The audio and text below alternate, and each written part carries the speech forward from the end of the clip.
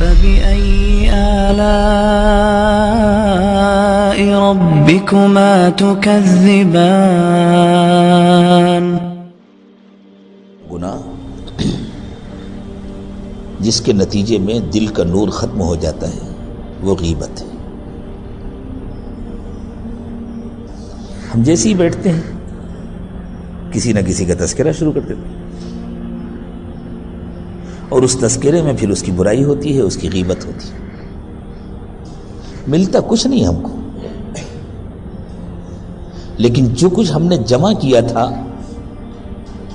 رات بھر کی عبادتوں کے ذریعے، وہ سب ایسے ختم ہو جاتا ہے جیسے کوئی شخص خوب محنت سے کام کرے اور مہینہ گزرنے کے بعد اس کو تنخواہ ملے اور وہ بڑی رقم ہو، اور وہ لے کر آئے، اس کو رکھے اور ایک ماچس کی کاڑی جلا کر اس میں لگا دے تو کتنی دیر لگے گی اس کو جلنے میں؟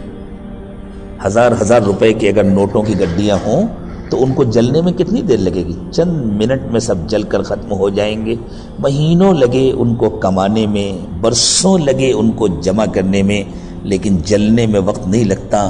بالکل اسی طرح ہماری پوری رات کی عبادتیں، ہمارے پورے مہینوں کی عبادتیں غیبت کے نتیجے میں، بدنگاہی کے نتیجے میں ان کو ختم ہوتے وقت نہیں لگتا۔ ایک پریشانی اور ہوتی ہے،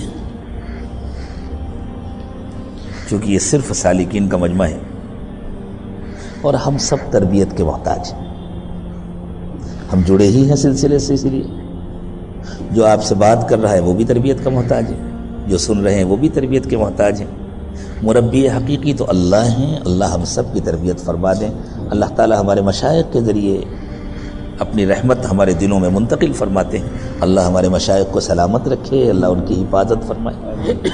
جس طرح نظر آتا ہے کہ ماں نے بچے کو دودھ پلایا، دودھ پلانے والے تو اللہ ہیں، پیٹ بھرنے والے تو اللہ ہیں، بالکل اسی طرح نظر آتا ہے کہ شیخ کے ذریعے فائدہ ہوا، فائدہ پہنچانے والے تو اللہ ہیں۔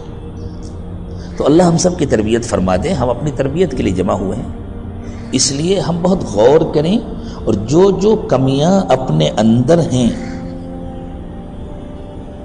اس پر غصہ نہ ظاہر کریں کہ اچھا ہماری کمی کی نشاندہی کر دی گئی، اللہ کا شکر ادا کریں کہ آج ہماری کمی ہمارے سامنے آ گئی، اور پھر 2 رکعت نماز حاجت، نماز توبہ پڑھ کر اللہ سے سچی توبہ کریں، اے اللہ آج ہم اپنی زندگی بدل رہے ہیں، ان کمیوں سے بچنے کا پکا عہد کر رہے ہیں، آپ ہم کو معاف کر دیں۔